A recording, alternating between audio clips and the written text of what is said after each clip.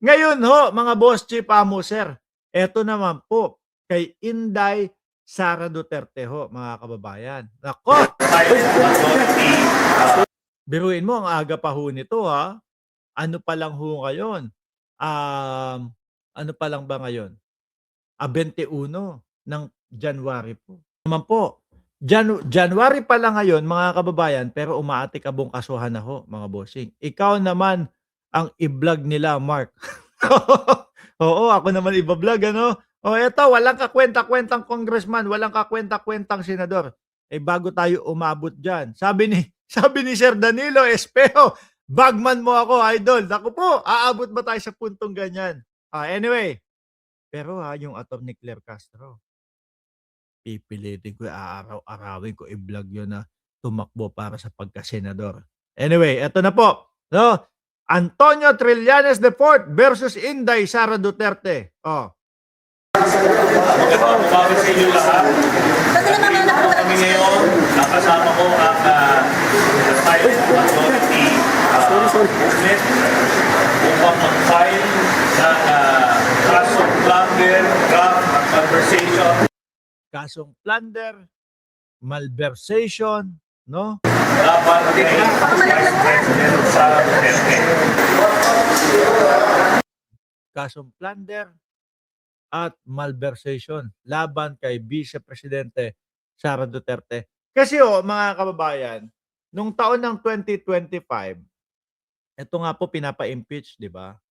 Itong si Inday Sara Duterte, no?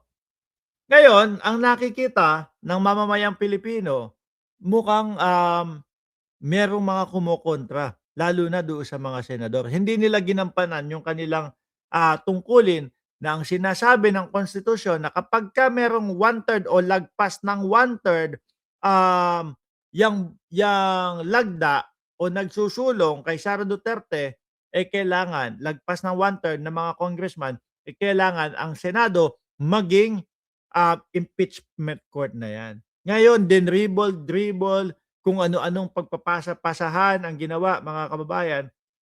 Dati pa lang sinabi na nila na kapagka hindi natuloy ang impeachment kay Sara Duterte, dadaanin namin 'to sa pagkakaso, plunder at malversation. At eto na nga ho, mga boss chief amo, sir. 'Di ba, Sir Mark Estacador? Surveyor ako, Boss Mark, bigyan ko lang kayo ng data, 'wag lang sabihin sa akin, ah, pang land grab.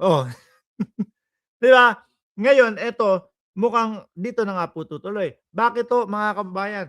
Kasi ang mamamayang Pilipino, inip na at gustong-gusto ng marinig ho, mga boss chief amo, sir, yung mga dahilan, yung mga, pambala nila Sara Duterte. 'Di ba? Kasi naman doon sa impeachment, simula pa lang po sa pool, lumabas yung mga Mary Grace Piatos, lumabas yung mga, um Kokoy Villamin na mga ganyan, pati po isama mo na yung pagbabanta sa buhay ng presidente, asawa ng presidente at kay Martin Romualdez ng Vice Presidente, wala naman ho silang lahat sinagot diyan.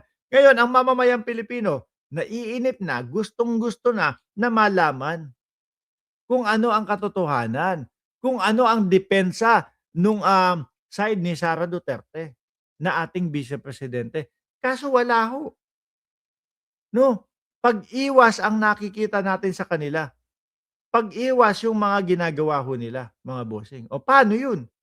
Kaya talagang aabot sa punto na ganito nga ho, mga kababayan, na talagang ikakaso yan dahil gusto nilang mapanagot yung mga dapat mapanagot. At ako ho, naniniwala, mga boss chief amo, sir, na itong kampo ng Vice Presidente, wala talagang depensa. Biruin niyo naman, 16. 'Di ba?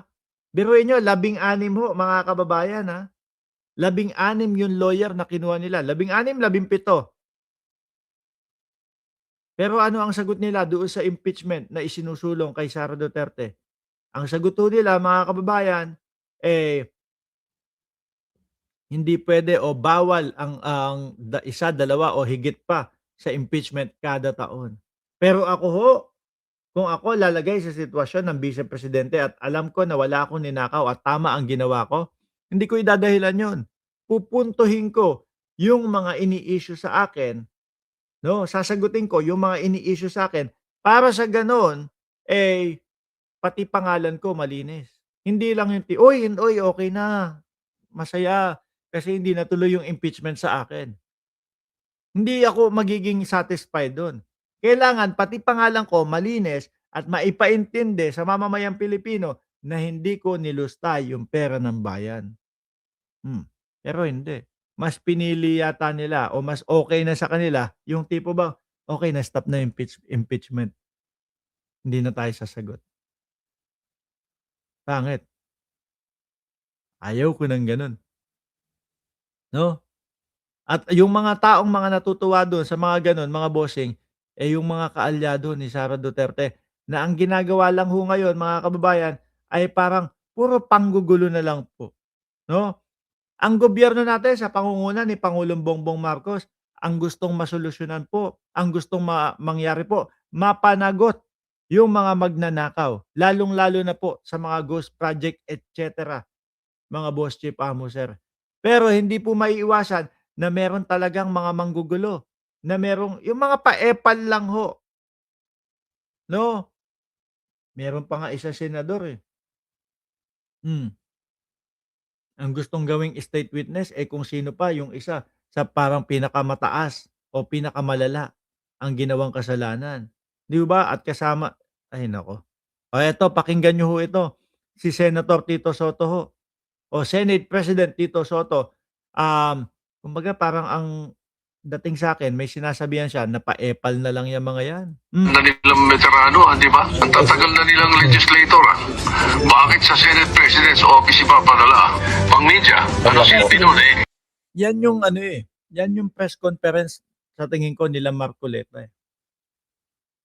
Yung mga press conference nila na alam mo yun, na tipo bang ang gusto lang nilang makuha, eh, atensyon ng media, ipaakalap sa Pilipino, yun na yun, 'di ba? "Eto may ituturo kami, si Martin Romualdez, pointing, ganito, ganyan." Pero wala naman po talagang mga ano, ebidensya. Yan sila Imee Marcos yan, eh, 'di ba? Pang-media, anong silbi niyan? Oh, pang-media lang. Oh, tuloy. Even a majority report, kahit anong Blue Ribbon Committee report yan, unless tinake up sa plenary, ay wala yan. It's simply a piece of paper. Mhm. Which is yun naman talaga ang nakikita natin sa mga yan, mga bossing. Panggugulo lang at alam natin